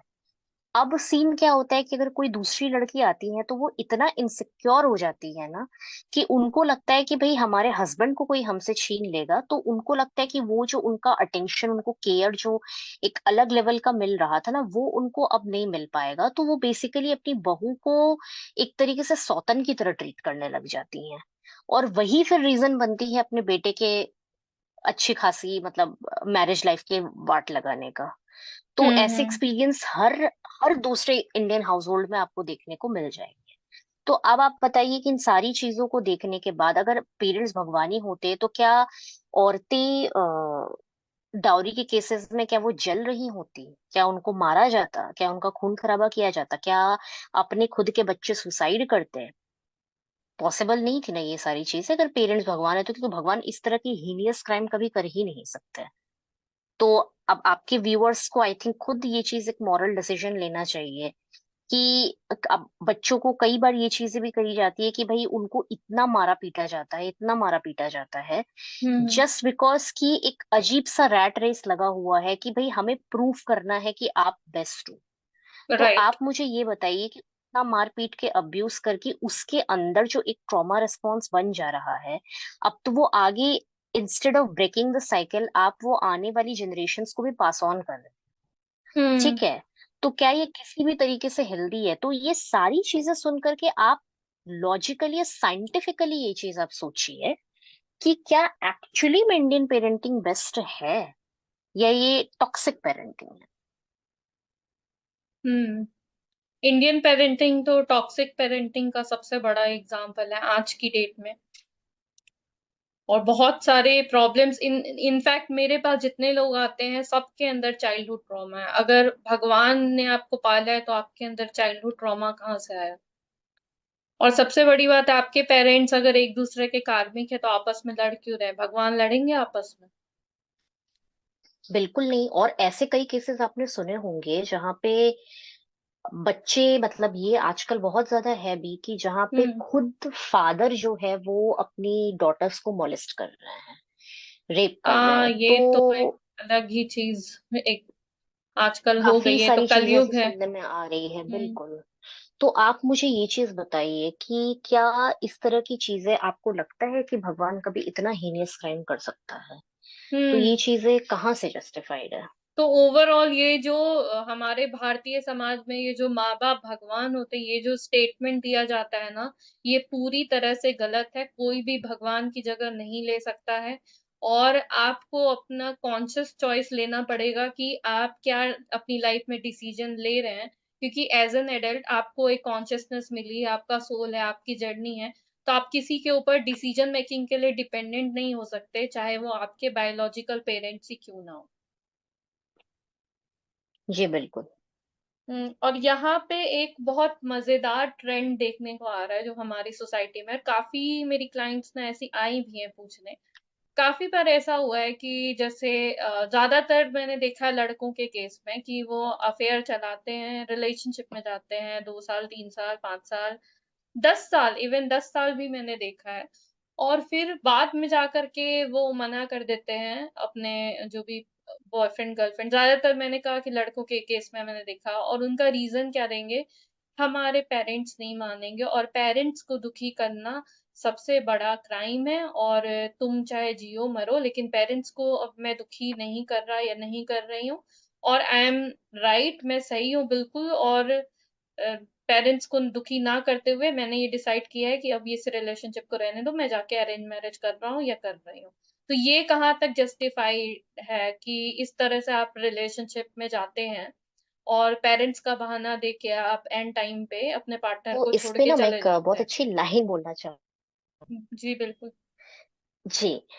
तो इसमें ना मैं एक बहुत अच्छी सी लाइन आपको बोलना चाहूंगी। ये हमारी जनजी जो आई है ना, जनजी की हाँ, बड़ी हाँ। अच्छी लाइन है ना कि हुँ, वो अपने माँ बाप की बात करेगा, तुम समझना तुम्हारा कट गया। तो बात मतलब बहुत हंसने वाली बात है, लेकिन बहुत सिंपल सी बात दरअसल देखिए ये है कि हुँ, ये ना एक बहुत ऐसा टॉपिक है, इसमें काफी सारी चीजें आती हैं। सबसे पहली बात ना, आपको मैं एक चीज बता दूं, ये सिर्फ ये जो चीज है ना, ये ट्विन फ्लेम कम्युनिटी में भी ये चीज बहुत होती है। आई थिंक ये कई बहुत। सारी डीएफ्स ने हुँ, भी झेला होगा कि उनके हुँ, डीएम्स ने, इंक्लूडिंग मी, मेरे साथ भी ये चीज हुई थी कि डीएम यही बोलते हैं लास्ट में आकर के, स्पेसिफिकली डीएम होते भी मम्मा तो हैं, तो वो मम्मी नहीं यही बोलते मानेगी, हैं आकर के कि हमारे पेरेंट, बिल्कुल मम्मी नहीं मानेंगी, मम्मी मम्मी नहीं की पसंद मानेगी। से करना है। हाँ बिल्कुल, हमारी माँ की पसंद की होनी चाहिए, ऐसा है वैसा है प्रॉब्लम। तो देखिए, एक जो ये हम पहले भी इस चीज पे बात कर चुके हैं, और मैं एक बार हुँ, फिर हुँ, से यहाँ पे रिपीट करना चाहूंगी कि चाहे वो डीएम हो, चाहे वो सोलमेट हो, चाहे वो कार्मिक हो, चाहे कोई भी हो, हुँ, हुँ, ठीक हुँ, है, गलत चीजों को आप कभी भी किसी एक रिलेशनशिप का या किसी जर्नी का टैग देके आप जस्टिफाई नहीं कर सकते। राइट। जर्नी मिलती भी इसीलिए है कि आप जो भी गलत चीजें हैं उनके खिलाफ लड़ करके आप अपनी सोल को ऊपर उठाएं। तो हुँ, हुँ, बात ना एक बहुत सिंपल एक जनरल स्टेटमेंट में दूंगी कि देखिए, हर बच्चे को ना ये बड़ा क्लियर पता होता है कि उसके माँ बाप कैसे हैं। हुँ, बिल्कुल। हर बच्चों हर बच्चा कम से कम 20-25 साल अपने माँ बाप के साथ बिताया है। तो बात सिंपल ये है कि अगर आपको पता है कि 100% आपके पेरेंट्स नहीं मानेंगे, तो हुँ, बात ये है कि आपको उस रिलेशनशिप में जाना ही क्यों है at the very first place, जब आपको पता है कि आपके पेरेंट्स नहीं मानेंगे। एग्ज़ैक्टली। और अगर आप जा रहे हो तो ये बहुत क्लियर कट इंडिकेशन है कि आप टाइम पास करने के लिए जा रहे हुँ, हुँ, हुँ, हो। और मैं लड़कियों से लड़कों से सबको मैं ये चीज कहूंगी कि भाई आप लोग ये सारी चीजें ना पहले से ही क्लियर कर लिया करो। ये एक इन जनरल एडवाइस है कि आप शुरू में ही, कि होता क्या है ना कि जो लोग ये स्टेटमेंट, और ऐसे ही लड़के लड़कियों का स्टेटमेंट आप देखेंगे, इनका स्टेटमेंट जब भी इनसे शादी की या कमिटमेंट की बात की जाए तो इनका स्टेटमेंट आता है कि अरे अभी तो बहुत टाइम है, अभी करियर पे फोकस करते हैं, बाद हुँ, में देखा जाएगा, let's hmm, go hmm. With the flow. और ये गो विद द फ्लो करते करते अचानक से एक दिन क्या होता है कि वो आकर के पेरेंट्स का बहाना देके चला जाता है। और आपको भी ये चीज पता है कि इंडिया में पेरेंट्स एक ऐसा सेंसिटिव टॉपिक है जिसका बहाना लेकर के किसी भी तरह के क्राइम किए जा सकते हैं, बिल्कुल, किसी ये भी लेवल क्राइम है, के क्राइम किए। इमोशनली आप किसी को एक्सप्लॉइट कर रहे हो और सम केसेज़ में फिज़िकली भी और आप उस चीज़ को डिनाई कर रहे हो, छुपा रहे हो और पेरेंट्स का बहाना देके कि हमारे पेरेंट्स हमारा तो कुछ गलत कोई कर्मा नहीं है और हमारे पेरेंट्स के हिसाब से जब हम चीज़ें कर रहे हैं, तो बिल्कुल वो भगवान है और भगवान जो डिसाइड कर रहा है, वो फाइनल हो गया देखिए, अब और यहाँ पे ना एक चीज बहुत सिंपल बताऊंगी कि हम सबको पता है, क्योंकि हम सब जर्नी में हैं, हम सब अवेयरनेस में हैं, कॉन्शियसनेस में हैं, हम सबको पता है कि कर्म चक्र जो होता है ना, वो किसी को भी बख्श नहीं देता। बात एग्ज़ैक्टली। ये है कि जो परम पिता परम ब्रह्म जो है ना, हुँ, उसके लिए कोई भी उनके सर के ऊपर कोई माँ बाप नहीं बैठा है। आपके माँ बाप एग्ज़ैक्टली। वो आपके पर्सनल माँ बाप है, लेकिन उनके लिए वो सिर्फ और सिर्फ एक जीवात्मा हो। हुँ, हुँ। तो जैसे हुँ, आपके कर्मास काउंट हो रहे हैं ना, उनके कर्मा भी काउंट होते हैं। तो हुँ, अगर आप ये सोच रहे हैं ना कि हम अपने पेरेंट्स को नहीं रुलाएंगे, हमने उनको हुँ। कोई दुख नहीं दिया, तो हमारा कर्मा क्रिएट नहीं हुआ। हम बस अपने लेकिन पार्टनर को मेरी इस बात एक्सप्लॉइट से, कर रहे हैं। कोई भी डिनाई नहीं कर सकता कि हर एक रिलीजन में ये चीज बहुत क्लियरली बताई गई है, किसी की भी आत्मा को कष्ट देना सबसे बड़ा पाप है। हम्म। जो हम सबने बचपन में एक श्लोक सुना है, अष्टादश पुराणेषु व्यासस्य वचनद्वयम् परोपकारः पुण्याय पापाय परपीडनम्। यानी कि दूसरों को पीड़ा देना सबसे बड़ा महापाप है, किसी की भी आत्मा को हम्म। पीड़ा देना महापाप है। तो बात ये है कि आपके माँ बाप है वो आपका पर्सनल है ना, लेकिन जब वहां पे जीजो डिवाइन बैठा है जजमेंट के लिए, डिवाइन के लिए तो वो उनके माँ बाप नहीं है ना, डिवाइन के लिए वो जस्ट एक कैसे एक अनदर जीवात्मा है और कुछ नहीं है। हम्म। तो अगर आपने किसी को कष्ट दे करके, अब इसमें भी बहुत लोगों का आजकल के जनरेशन का ना बड़ा स्टेटमेंट आता है कि भाई हम तो 2 महीने के लिए रिलेशनशिप में थे या हम 2 साल के लिए थे। देखिए मैटर ना ये नहीं करता आप 2 महीने के लिए थे, 2 साल के लिए थे या 20 साल के लिए थे। हम्म। अगर आपने किसी के मन में प्यार जगा करके, हम्म। इमोशनली आपने उसके अंदर वो फीलिंग्स पैदा करके आपने उसे छोड़ दिया, चाहे आपने फिजिकली यूज करके आपने उसे छोड़ दिया ना, हम्म। तो उस गुनाह की कोई माफी नहीं है, उसकी सजा हम्म। आपको भुगतनी ही पड़ेगी। आप वहां पे माँ जी। बाप के कर्मों का बहाना या माँ बाप को भगवान का बहाना दे करके आप नहीं बच सकते। तो हम्म। ये चीज एकदम दिमाग में क्लियर होनी जानी चाहिए लोगों के। दूसरी बात जो मैं आपको यही बता रही थी कि अगर आपको बहुत क्लियरली 25-26 साल 30 साल 35 साल आपको बिताने के बाद सबको पता होता है उनके माँ बाप कैसे हैं, हम्म। तो अगर आपको पता है कि आपके माँ बाप ऐसे हैं जो कि बिल्कुल नहीं मानेंगे, हम्म। आप प्लीज टाइम पास करने के लिए relationship में मत जाइए। हाँ, अब बिल्कुल। इसमें भी बहुत से लोग कहते हैं कि प्यार बता के थोड़ी ही होता है। बात ये है कि प्यार बिल्कुल बता करके नहीं होता है, लेकिन अगर आपके अंदर इतनी हिम्मत है कि आप प्यार कर रहे हो, तो आपके अंदर इतनी हिम्मत होनी चाहिए कि आप उस प्यार के लिए लड़ सकते। हम्म। अगर हम ट्विन फ्लेम जर्नी की बात करते हैं ना, ट्विन फ्लेम जर्नी का एग्जांपल देते हैं, हम्म। तो चाहे भगवान शिव माता पार्वती हो, चाहे भगवान नारायण और महालक्ष्मी हो, श्रीमती हम्म। राधा रानी श्री कृष्ण हो, हर किसी ने लव मैरिज करी है और हर किसी ने अपने माता पिता के विरुद्ध जाकर के ही अपनी चीजें करी। हाँ, शिव और माता रुक्मिणी को सती की भगवान तो श्री कृष्ण भगा कहानी करके। इतनी फेमस है। उन्होंने, पार्वती जी ने भी तो अपना महल छोड़ दिया था। वो कहाँ मानी कि उनके पेरेंट्स ने कहीं और शादी तय कर दी है? वो कहाँ बिल्कुल मानी? वो तो बिल्कुल हर चली गई। किसी ने उनको किया, पता यहाँ था तक कि भाई कि शिव मेरे सब कुछ है। तो बिल्कुल ये चीज यहाँ तो तक कि महालक्ष्मी जो कि सिंधु सुता है, हम्म। उनके पिता हम्म। सागर राज भी भगवान नारायण के साथ उनके विवाह के पक्ष में कतई नहीं थे, क्योंकि हम्म। भगवान विष्णु ने उनके पुत्र का वध किया था। हम्म। तो वो कभी नहीं चाहते थे कि महालक्ष्मी भगवान विष्णु से विवाह करे, हम्म। लेकिन वो उनके खिलाफ जाकर के वो भगवान विष्णु के पास गई। हम्म। सिमिलरली माता रुक्मिणी के केस में उनके भाई जो थे रुक्मी, वो भी तैयार नहीं थे, वो उनका विवाह शिशुपाल जैसे एक राक्षस से करना चाह रहे थे। हम्म। उनको भी श्री कृष्ण भगा कर ले गए थे। आप सुभद्रा और अर्जुन की चीजों को देखिए, हम्म। बलराम दाऊ जो थे वो भी विवाह के लिए तैयार नहीं थे, हम्म। लेकिन सुभद्रा अर्जुन को अपने साथ भगा करके ले गई थी। तो आप उस टाइम की जनरेशन में देखेंगे ना, तो पहली बात उस टाइम पे सारे लव मैरिजेस ही हुआ करते थे, या लव कम अरेंज मैरिज हुआ, प्योर अरेंज मैरिज का कॉन्सेप्ट उस टाइम पर था ही नहीं। जो ये आजकल हम्म। होता है कुंडली देखकर मैट्रिमोनियल, ये कुंडली पूरा क्या, बिजनेस बन गया दहेज है। दहेज देख करके सामने, मतलब लेन देन की तरह सामने, ये क्वालिटीज हैं, चेक मार्क, और मतलब ऐसे ही एक दूसरे को अगर वो देखा बॉक्स और हो टिक गया। हो रहा है, हाँ हाँ, वो बिल्कुल तो बिल्कुल। प्रोफाइल स्वाइप हो जाए। हाँ, प्रोफाइल स्वाइप हो बिल्कुल। गई, तो दहेज पूरा लोगों मिल रहा ने है, उस चीज को, हो गया। बिल्कुल एक उस सबसे पवित्र रिश्ते को, पवित्र प्रेम को एक उन्होंने बिजनेस बना करके रख दिया है। तो अगर आपके अंदर इतनी हिम्मत, आपको लगता है कि आपके अंदर इतनी हिम्मत नहीं है कि आप उनके अगेंस्ट बोल पाएंगे, तो कृपा करके आपके अंदर अगर सो कॉल्ड प्यार भी उछल रहा है ना, आप उसको दबा दीजिए। हाँ, वो बिल्कुल। तकलीफ सहना, आई थिंक उस तकलीफ को जो आप किसी के साथ रिलेशनशिप में ला करके उसके बाद आप छोड़ोगे, आई थिंक उससे तो बेहतर ही है आप 1-2 महीने रो करके शायद भूल जाओ। लेकिन हम्म। किसी के साथ रिलेशनशिप में आके उसके मन में अपने लिए फीलिंग्स जगा करके फिर अगर आप भाग रहे हो ना, तो आप कहीं भी सुखी नहीं रह सकते। हो सकता है आप इस जीवन में अरेंज मैरिज अपने माँ बाप की पसंद से करके सुखी रह लो, लेकिन उसके अगले जन्म में जो आपका जीवन भयानक होने वाला है उसकी, और क्योंकि देखिए बात ये चीज, एक और चीज समझने की जरूरत है कि माता हम्म। पिता इसलिए भी भगवान नहीं हो सकते क्योंकि हर जन्म में हमारे माता पिता हमारे कर्मों के अनुसार बदलते रहते हैं। जी, बिल्कुल। टोटली डिपेंड करता है कि आपने कैसे कर्म किए हैं। कई बार हम्म। ऐसा होता है कि आपका कोई बहुत पुराना शत्रु आपका माँ बाप बन के आता है, सिर्फ और सिर्फ क्योंकि उसको अपना कार्मिक और ज्यादातर हिसाब से कार्मिक कंप्लीट करना है। पेरेंट्स के केस में यही होता भी है। कार्मिक पेरेंट्स के केस में यही सच है कि वो आपका होता भी है, और पुराना 90% दुश्मन लोगों ही को है। कार्मिक पेरेंट्स ही मिलते हैं। इनफैक्ट मैंने अपने आकाशिक रीडिंग में भी देखा है, जो भी कोई दुश्मन पेरेंट्स का किसी भी ही फॉर्म रहा में, है। ये एक कहावत आपने सुनी भी होगी।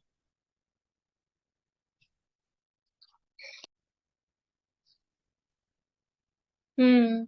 जी। तो सबसे ध्यान देने की बात, जो आपने ना कई बार हमारे बड़े बुजुर्ग को बोलते हुए भी आपने सुना होगा, कि हम्म। जिसको जितना बड़ा कर्जा चुकाना होता है ना, जिसको जितना बड़ा प्रतिशोध लेना होता है, वो आपका हम्म। उतना ही क्लोज रिलेशनशिप में बनकर आता है।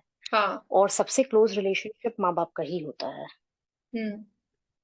तो इस चीज को लोगों को समझने की जरूरत है कि आप उनकी सेवा करिए, सब चीज करिए, पर उनके गलत में उनका साथ मत दीजिए। क्योंकि अगर आप ये सोच है कि नहीं, माँ बाप की आज्ञा मानना हमारा परम धर्म है, और आप उनके अधर्म में, उनके असत्य में आप उनका साथ दे रहे हैं, तो हम्म। परमात्मा जो है वो आपको कभी क्षमा नहीं करेगा। क्योंकि वो हम्म। आपके माँ बाप है, उनके माँ बाप नहीं है, तो आपको अपने कर्मों की सजा तो जरूर मिलेगी। हम्म। इसीलिए हम्म। भगवत गीता यही सिखाता है कि कर्म करिए, पर उसमें किसी तरह का अटैचमेंट मत रखिए। निष्काम कर्मयोग की बात कही गई है कि अपना हम्म। कर्तव्य करिए, लेकिन किसी भी तरह का अटैचमेंट या किसी हम्म। आकांक्षा, एक्सपेक्टेशन को रख करके आपको नहीं करनी है हम्म। वो चीज।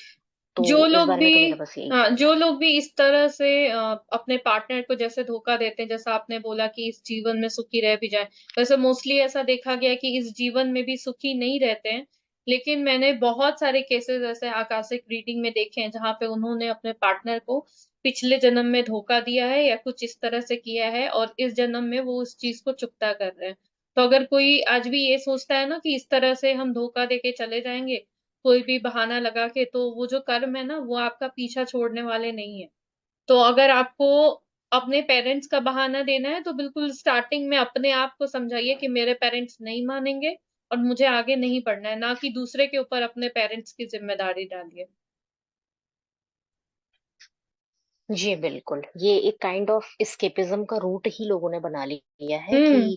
इस चीज को हथियार, और आप देखेंगे इस चीज का बहाना ये कलयुग में ही शुरू भी हुआ है। हाँ हाँ, ये तो ये अभी स्टार्ट पहले हुआ है। किसी भी युग में एग्जिस्ट नहीं करता था, ये अभी ही स्टार्ट हुआ है कि लोगों ने, और स्पेसिफिकली आप देखेंगे ये अभी के, मतलब ये 50s के बाद के जनरेशन में ही ये चीजें स्टार्ट हुई है ज्यादा। देखिए पहले तो खैर इतने अरेंज मैरिजेस नहीं होते थे, बट मिलेनियल और जेनजी की जनरेशन में ही सबसे ज्यादा चल रहा है ये, ये कि बहानेबाजी माँ बाप बहुत का ज्यादा। बहाना देकर के एक चीज, वो एक उर्दू में बड़ी एक मशहूर बात किसी ने कही है ना, हम्म। कि मर्द को अगर एक तवायफ से भी इश्क हो जाए ना, उससे हम्म। भी मोहब्बत हो जाए, तो उसके लिए पूरे जमाने से लड़ लेगा। हम्म। तो अगर वो तुम्हारे लिए नहीं लड़ रहा है, तो खुद को झूठा दिलासा मत दो कि वो मजबूर हम्म। है। हम्म। असल मुद्दा ये है कि उसे तुमसे मोहब्बत ही नहीं है। हम्म। तो बस यही बात है। हाँ, ये भी सही है। और एक बहुत मजेदार चीज मैंने नोटिस की है भाई, आई वॉज स्क्रोलिंग समथिंग, तो मैंने ये देखा है जैसे 14 फरवरी को वैलेंटाइंस डे मनाया जाता है, पूरी दुनिया मनाती है इस दिन को, हमारे इंडिया में भी ऑफ कोर्स मनाया जाता है। एक प्यार के प्रतीक के रूप में देखा जाता है, जो पार्टनर्स हैं एक दूसरे को अपना लव और अफेक्शन शो करते हैं।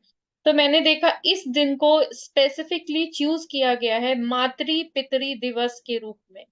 वो इतने 365 दिनों में से कोई सा भी डेट उठाया जा सकता था, लेकिन स्पेशली 14 फेब जो पूरे प्रेमियों के लिए एक बहुत बड़ा दिवस है, एक फेस्टिवल की तरह है, उसको क्यों मातृ पितृ दिवस के रूप में कन्वर्ट किया जा रहा है? क्यों वहां से जो ये प्यार, जो भी कपल है, उनको हटा करके और यहाँ पे मातृ पितृ दिवस में लगाया जा रहा है? ये चीज पे आपको क्या लगता है कि इसके पीछे क्या मतलब नजरिया है, क्यों इस तरह की चीजें की जा रही है? क्योंकि इतने सारे दिन है, इतने सारे डेट्स हैं, सबको छोड़ के सिर्फ 14 फेब को ही क्यों पिक किया गया?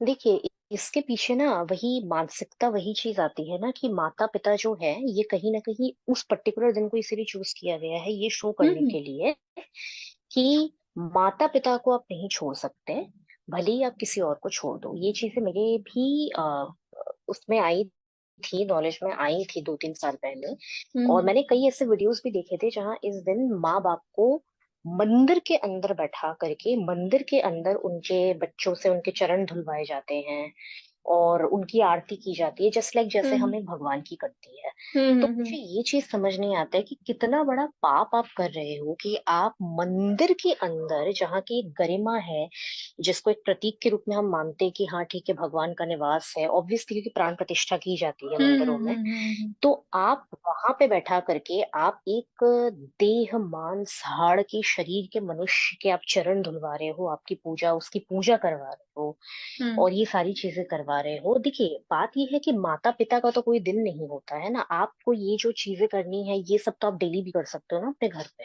हम्म आप अपने माँ बाप को अच्छा खाना दो, उनका टाइम से इलाज करो, सारी चीजें करो, ये चीजें घर भी लो। ये शो करता है ना कि ये सिर्फ एक ढोंग और दिखावा है, ये और कुछ नहीं है, ये स्पेसिफिकली ये दिखाने के लिए। और ये भी आपने देखा होगा कि बड़े बड़े पोस्टर्स भी कई जगह केंद्रों पे लिखे रहते हैं कि माता पिता का जो आशीर्वाद है, उनके आशीर्वाद से ही आप जीवन की सारी ऊंचाइयों को छू सकते हैं, सारी चीजें।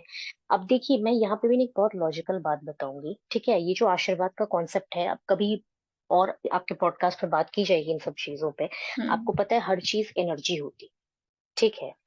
आप मुझे एक बात बताइए, किसी के अंदर इतनी क्षमता हो, पहले के ऋषि मुनियों के अंदर इतनी क्षमता होती थी कि वो वरदान या श्राप देते थे तो वो लग जाता था, वो फलित होता था। क्यों हम्म फलित होता था? क्योंकि वो अपना स्वार्थ त्याग करके वो कितने वर्षों तक साधना में लीन होते थे भगवान की। और वो हम्म साधना की जो शक्ति थी, वो शक्ति उनके अंदर इतनी होती थी कि उस शक्ति की बदौलत वो जो वरदान या श्राप देते थे वो फलित होता था।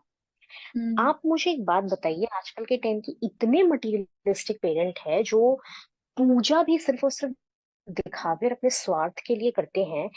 भक्ति भगवान हमें गाड़ी दे दो, हमें पैसा दे दो, हमें ये दे दो, हमें वो दे दो, ठीक है? आपके अंदर लगता है कि उनके अंदर इतनी क्षमता होगी कि उनका जो आशीर्वाद है वो फलीभूत होगा? और दूसरी बात ये है कि ठीक है बड़ों का आशीर्वाद देना जरूरी है, आप लीजिए, टीचर्स का भी लीजिए, बड़ों का भी लीजिए। आप मुझे ना हम्म एक लॉजिकली बात सोच करके बताइए, हर बच्चे के पेरेंट्स अपने बच्चे को आशीर्वाद देते ही हैं, वो चाहते हैं कि मेरा बच्चा बेस्ट करे। तो फिर आप मुझे बिल्कुल। एक बात बताइए, फिर कॉम्पिटिटिव एग्जाम में या किसी भी एग्जाम में किसी बच्चे का स्कोर 30 क्यों आता है और किसी का स्कोर 100 क्यों आता है? कि क्या उसके माँ बाप ने, जिसका 30 है, उसके माँ बाप ने उसे कम आशीर्वाद दिया था क्या?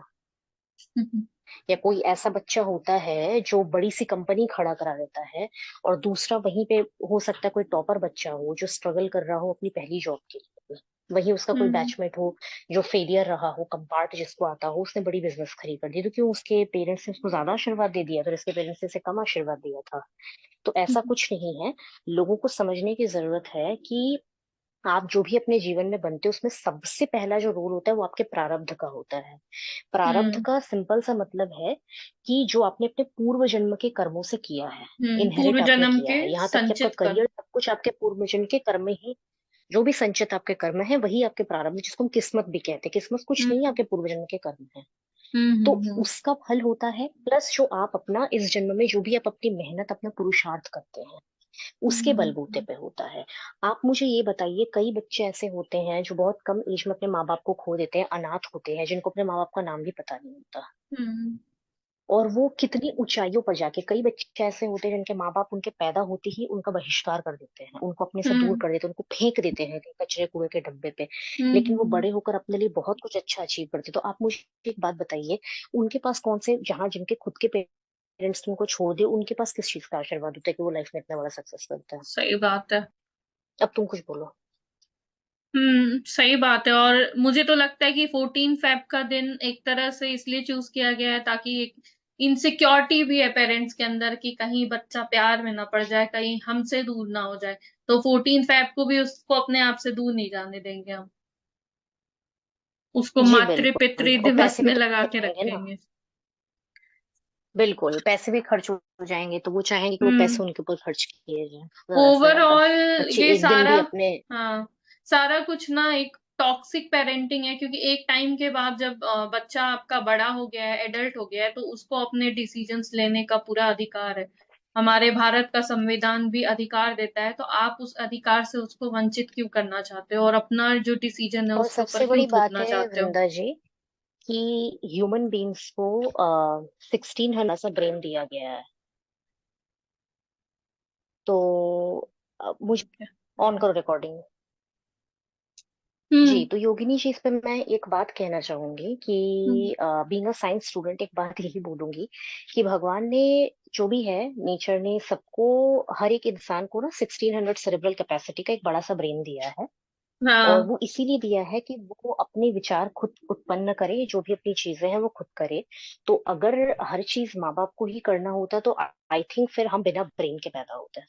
हाँ, या फिर आप ऐसा कर तो सकते हैं कि ब्रेन निकलवा अगर दें और साइंस भी कठपुतली रख लें। इवोल्यूशन में, हुँ, बिल्कुल आप एक रिमोट कंट्रोल दे दीजिए और कुछ सिस्टम फिट कर लीजिए तो हाँ, या आप आई थिंक बच्चे की अगर जगह साइंस में भी रोबोट रखिए, evolution में ये चीज रोबोट है, रख सकते हैं आप। बिल्कुल हुँ, अगर साइंस में भी इवोल्यूशन में ये चीजें हैं कि ब्रेन का पर्टिकुलर डेवलपमेंट है, फीटस में भी ब्रेन का डेवलपमेंट हो रहा है प्रॉपर तरीके से, सारी चीजें, तो ये भी इस बात को ही इंडिकेट करती है कि डिसीजन मेकिंग की पावर हर इंडिविजुअल को, हर एक आत्मा को अपनी खुद की दी गई है। हुँ, तो आप वो अधिकार, कोई भी पेरेंट्स वो अधिकार कानूनी तौर पे भी या प्राकृतिक तौर पे भी वो अधिकार आप अपने बच्चे से नहीं छीन सकते। जी, बिल्कुल, बिल्कुल। जी, थैंक यू सो मच वृंदा जी। आज का ये डिस्कशन काफ़ी अच्छा रहा और थोड़ा सेंसिटिव भी था, तो होपफुली जो मेरे व्यूअर्स हैं, वो इस चीज़ को समझेंगे कि हम क्या बताने की कोशिश कर रहे हैं। नो डाउट आपको अपने पेरेंट्स की पूरी तरह से रिस्पेक्ट करनी है, उनकी केयर करनी है, उनको खुश भी रखना है, लेकिन इसका ये मतलब नहीं है कि आप अपनी जो भी प्रगति है, उसको खो दें। आध्यात्मिक तौर पे आपको उन्नति की ओर जाना है, ना कि आपको नीचे जाना है। किसी की भी बात सुन के अपना डिसीजन खुद लेना है आपको, आपकी कॉन्शियस चॉइस होनी चाहिए। तो थैंक यू सो मच वृंदा जी कि आपने इतना समय निकाला हम लोगों के लिए। थैंक यू सो मच योगिनी जी, और आपको भी, आपके सारे व्यूअर्स को भी जो बार बार मुझे सुनते हैं, मुझे इतना प्यार देते हाँ, हैं। हाँ थैंक यू जी, सो बिल्कुल। मच दोबारा इनवाइट करने के लिए, एंड हरे कृष्णा, राधे राधे। नमस्ते, बाय। तो ये थी वृंदा जी और ये था हमारा पॉडकास्ट टॉक्सिक पेरेंटिंग के ऊपर। प्लीज़ कमेंट सेक्शन में आप लोग ज़रूर बताना कि आपको ये पॉडकास्ट कैसा लगा और क्या आपने अपनी लाइफ में ये सारी चीज़ें फेस की है। मिलते हैं नेक्स्ट वीडियो में। बाय।